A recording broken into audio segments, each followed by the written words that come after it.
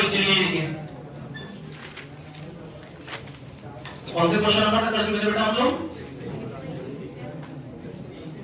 Thermal expansion वाला करना था ना हम लोगों ने। हाँ 18 when the temperature of a metal wire is increased from 0 to 10 degrees centigrade its length increases by 0.02%. percentage change in its mass density will be close to 0.06। कह दो आगे। याद है लेंथ में चेंज अगर x% का होगा तो वॉल्यूम में कितने का आएगा? हाँ ना बोले यार। और डेंसिटी है मास अपॉन वॉल्यूम। आप समझ रहे कितना भयानक क्वेश्चन है आपके सामने।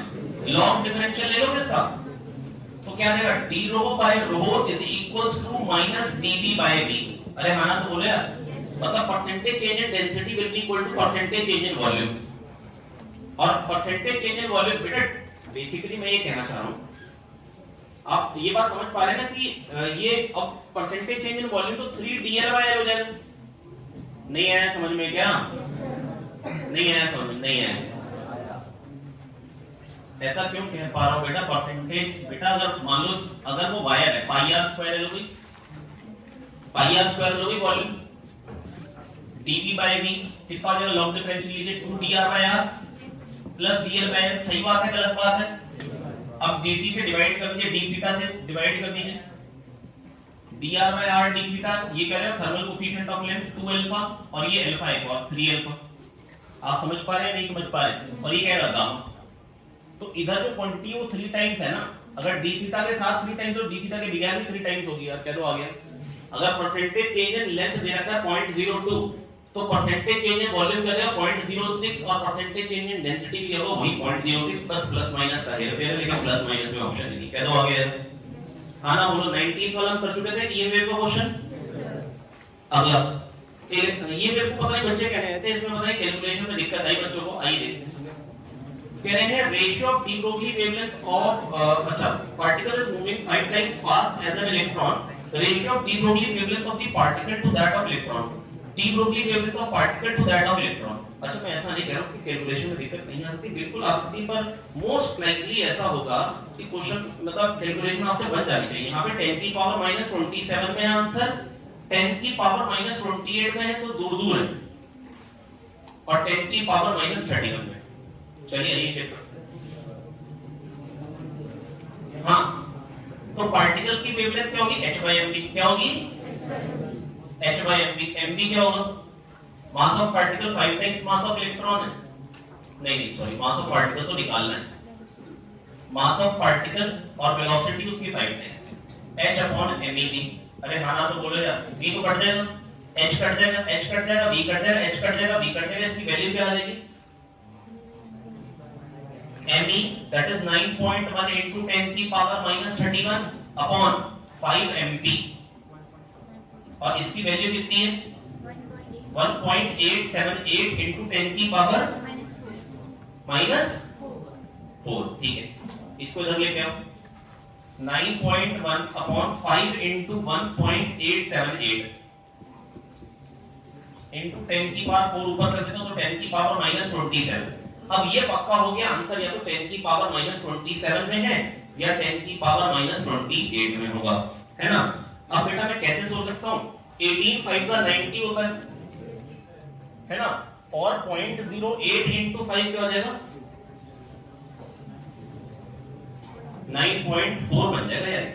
नीचे ज्यादा बन जा रहा है नीचे तो 9.1 और नीचे 9.4 बन जा रहा है। नीचे क्या बन जा रहा है ये तो कोई खास मुश्किल नहीं लगता 9.1 और 9.4। अब 1 से तो छोटा ही है 1 से तो 10 की पावर -28 में ही जाएगा। अच्छा 2 है। अब इतना थोड़ा सा दिमाग लगा लो कि सेकंड ऑप्शन तो हो नहीं सकता क्योंकि 9.1 और अपॉन 9.4 बेटा ये जो क्वांटिटी काफी इसके करीब ही है, ये इसके 90% के आसपास ही है बल्कि और ज्यादा ही है। आप समझ पा रहे हैं तो 9 में ही आंसर आना चाहिए। नहीं समझे? अरे भाई अगर कोई मेरे से कहेगा 9/10 अगर आसपास का है तो 9 के आसपास का हो, जितनी दूरी बढ़ेगी उतना वैसा होगा। जैसे 1/10 होगा दूरी ज्यादा होगी दोनों में नंबर में तो उतना वो 0 के करीब पहुंचेगा, है ना बोलो। और जितना आसपास होगा यार तो सोच सकते हो ना 90%। ठीक है ना, इसका कोई खास कैलकुलेशन पूछता नहीं। 21 वाला क्वेश्चन ये आरसी सर्किट और एलआर सर्किट जब मैंने पढ़ाया था तो भी मैंने बता दिया था आपको, अगर आपको याद हो। चलिए, लेकिन यहाँ पर क्या कह रहे हैं, ideal cell of EMF 10 volt, और मैंने शायद मेरे को याद एसओटी कराई है, अगर आप याद करें तो एसओटी में सेम क्वेश्चन है विद सेम फिगर। और अगर मैं आपको अपनी एसओटी बताऊं कितनी पुरानी है, आपको ये तो पता ही होगा ना, ये कम से कम 3-4 साल से यहाँ पे वही चल रही है ना, और उसमें कहां तक के आईआईटी के पेपर से और वही क्वेश्चन आ रहे हैं यहाँ पे। अभी तो मेन सी बात बेटा, एडवांस में भी आपको ऐसे दिखेगा, ये 2-2 ओम है, सारे 2-2 ओम है, बस कैपेसिटर के अक्रॉस वोल्टेज पूछिए। अरे कह दो आगे यार, ये चार्ज पूछे कैपेसिटर में,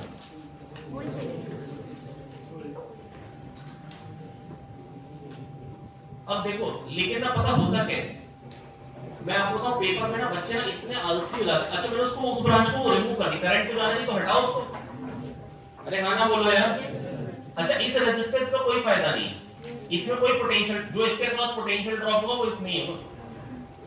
बच्चे पेपर में क्या करते हैं 2 2 4, अरे जल्दी जल्दी करो, 2 2 4 और ये 2 4 और 4/2 का 4/3 प्लस 2, अगर आपसे ओरली नहीं हो पा रहा है 10/3 तो भी 3 2 6 प्लस 4 10 10/3 कर लो। अब 10/10/3 से करंट कितना आ जाएगा 3 एंपियर। इसमें कुछ हो जाएगा, इसमें कुछ हो जाएगा, मेरे को मतलब नहीं, इसमें तो 3 एंपियर ही आएगा। तो इसमें जो पोटेंशियल ड्रॉप आ रहा है वो 6 वोल्ट हो गया, तो इसमें 4 वोल्ट का ड्रॉप आएगा क्योंकि टोटल 10 है, तो 4 वोल्ट का आएगा, तो इसमें 2 वोल्ट और इसमें 2 वोल्ट। वहां पर भी मैंने यही बात बोली थी, तो 8 वोल्ट का ड्रॉप हो गया कैपेसिटर के क्रॉस, खत्म बात।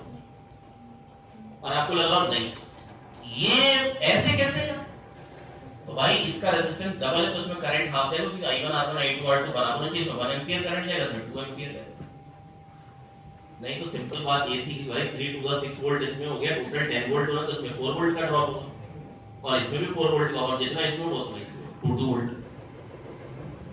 तो 8 वोल्ट का ड्रॉप आ गया। यही आंसर है। नेक्स्ट कह रहे लाइट रे enters a solid glass sphere of refracting index √3 at an angle 60 degree. The ray is both reflected and refracted at the farther surface of the sphere.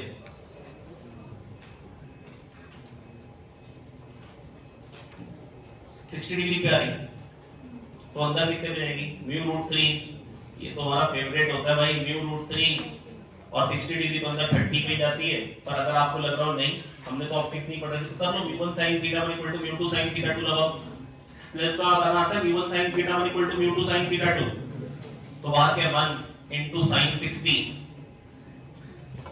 बराबर √3 into sin θ, तो sin θ कितना आ जाएगा half, कितना आ जाएगा half, theta कितना आ जाएगा 30 degree. अरे हाँ ना बोलो 30 डिग्री। अब कह रहे हैं यहाँ पे पार्शियल रिफ्लेक्शन हुआ, पार्शियल रिफ्रैक्शन भी हुआ।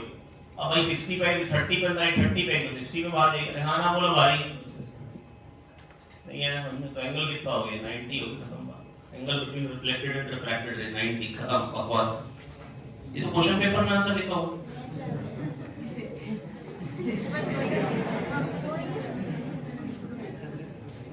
A particle of mass m is moving along the axis with initial velocity mu I cap.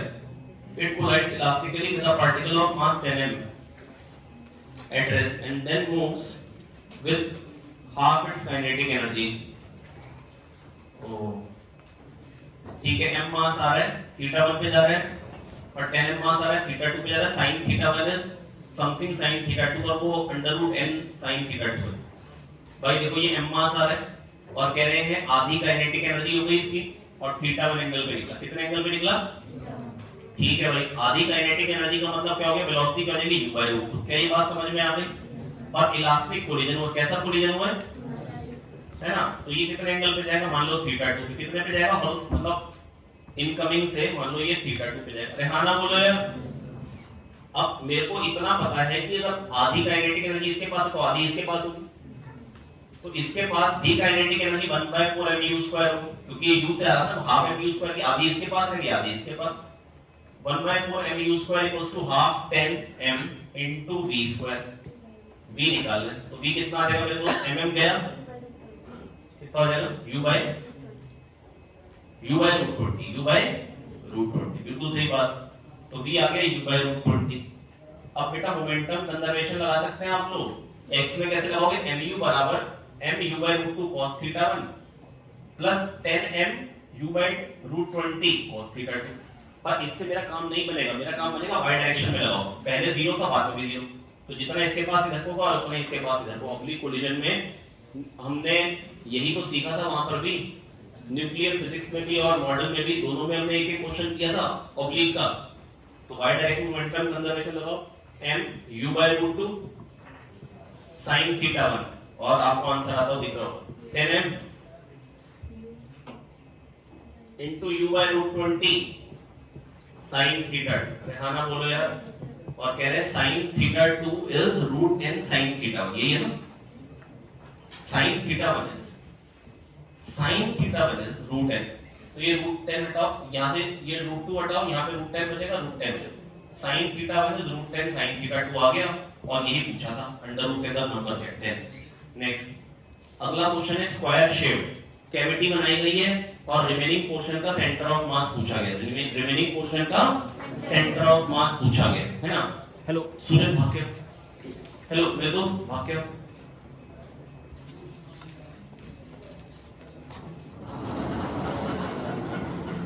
बस खाली पहला वर्ड पढ़ दो। हाँ ये लिखो कि मैं 2 सितंबर क्या। तो बेटा देखो, अब मेरे को कैविटी को हटाने के बाद सेंटर ऑफ मास किधर को आएगा, नेगेटिव डायरेक्शन में है, तो समझ में आ रहा है, क्योंकि नेगेटिव में मास ज्यादा होगी। तो देखो जिसने भी कैविटी हटा के रखी उसने जैसा भी काम किया है, a/2 पे कैविटी है, a/2 पे कैविटी और a/2 उसकी साइड है, यहाँ पे मटेरियल था और यहाँ पे अब नहीं बचा, यहाँ से हटा दी, तो यहाँ पे जो प्लेट हटाई उसको वापस ला के रख। अब सेंटर ऑफ मास समझे, ओरिजिन पे आ जाएगा। अब अगर पूरे सिस्टम का सेंटर ऑफ मास निकालो तो m1x1 m2x2 m1 m2 0 आएगा, मतलब जितना m1x1 पॉजिटिव हो उतना ही इसका मास x2 नेगेटिव होगा। सेंटर ऑफ मास का x कोऑर्डिनेट होता है m1x1 m2x2 m1 m2। बेटा सेंटर ऑफ मास में ऐसे ऐसे क्वेश्चन दिए हैं, दो पार्टिकल से सेंटर ऑफ मास बताओ, एक से कितनी दूरी वेव्स। तो बेटा अब सेंटर ऑफ मास भले आपको आता हो या ना आता हो, इतना आपको मालूम होना चाहिए सेंटर ऑफ मास की पोजीशन कितनी दूरी पे। अब बेटा देखो इसका मास कितना हो जाएगा, स्क्वायर का मान लो वन एरिया का मास सिग्मा है, तो सिग्मा इनटू a²/4 ये मास हो गया, इनटू इसका सेंटर ऑफ मास a/2 पे, बाकी का सिग्मा इनटू पाई a² माइनस a²/4, बाकी पोर्शन का मास ये होगी पाई a² पूरे का और a/2² इस स्क्वायर का एरिया को सब्ट्रैक्ट कर दी, तो बाकी पोर्शन का एरिया वन एरिया का मास सिग्मा मान लिया। तो m1x1 जितना पॉजिटिव है m2x2 उतना ही नेगेटिव होगा, इसी x का मेरे को मैग्नीट्यूड बना, बस सिग्मा गया कितना आ रहा है a² तो कट जाएगा, ये तो बच जाएगा और ये 4 कट जाएगा यहाँ पे, है ना, यहाँ पे 2 बच जाएगा, 4 पाई माइनस 1 आ गया, 4 पाई माइनस 1 नीचे रहे, 4 पाई माइनस 1 इनटू 2, ये answer twice of 4 pi minus 1 नीचे आ रहा है। अच्छा नियरेस्ट इंटीजर, अब यार ये अब आ गया तो कर ही लोगे, 3.14 इनटू 4 कर लोगे, 3.14 इनटू 2 6.28 12.56 12.56 माइनस 1 11.56 11.5 इनटू 2 23।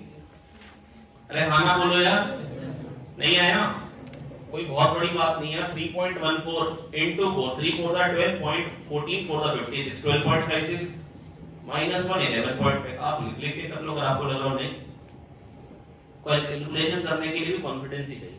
11.56 इनटू 2 करो ना, फटाक फटाक करो और पेन चलाया करो जल्दी जल्दी पेपर में, ये नहीं कि आप अगर आपसे ओनली नहीं बनता है तो लिखे करो। 4 इनटू 3.14 करने में टाइम नहीं लगेगा। अरे भाई जब लिख के करना ही पड़े तो क्या टाइम लगना भाई। अगला वायर को स्ट्रेच किया between two clamps, resulting strain is 4.9 into 10 की power minus 4, lowest frequency of transverse vibration in the wire. Lowest frequency पता नहीं, ये वायर है, यंग्स मॉडुलस दे रखा है। स्ट्रेस क्या होता है, Young's modulus into strain, 9 into 10 की पावर 10 इनटू स्ट्रेन। स्ट्रेन कितना है 4.9 into 10 की पावर माइनस 4। हाँ ना बोलो, ये स्ट्रेस आ गया, स्ट्रेस इनटू एरिया हो जाएगी टेंशन, ये टेंशन आ गई हाँ ना बोलो, अरे आया कि नहीं आया भाई? यंग्स मॉड, अरे भाई स्ट्रेस अपॉन स्ट्रेन होता है यंग्स मॉडुलस, याद है? तो स्ट्रेस क्या हो जाएगा, यंग्स मॉडुलस इनटू स्ट्रेन, दोनों दे रखे थे। टेंशन पर यूनिट एरिया से हमने टेंशन निकाल ली। अब under root T by mu, 9 9 का 81 1 4, वैसे मेरे को एंड में कैलकुलेशन कर लीजिए, मैं क्यों करूंगी, 9 इंटू 4.9 इंटू 10 की पावर 6 इंटू एरिया, ये हो गया under root T by mu. Mu क्या था, रो इंटू ए इंटू 1, कई बार याद है, 1 लेंथ का मास ए इंटू 1 हो गई, वॉल्यूम 1 लेंथ की volume, volume into density mass आ गया, 1 लेंथ का मास म्यू होता है। क्यों ऐसा लिखा, क्योंकि एक कट जाएगा और वही गिवन था। ये हो गया under root T by mu. V V by 12 होती है fundamental frequency when string is fixed at both end. क्या ये बात याद आ गई? और अगर आपको लग रहा है मैं सॉल्व करूं, आ गया देखो, ये हो गया था आराम से, ये करो तो ये होगा अपना 25 के 25 क्वेश्चन कंप्लीट है ना। सॉरी, 2 क्वेश्चन बाकी रह गए, 2 क्वेश्चन बाकी रह गए। एक कौन सा था, एक तो था सरफेस टेंशन का और एक था अपना पोटेंशियोमीटर। चलिए उनको भी देखते हैं।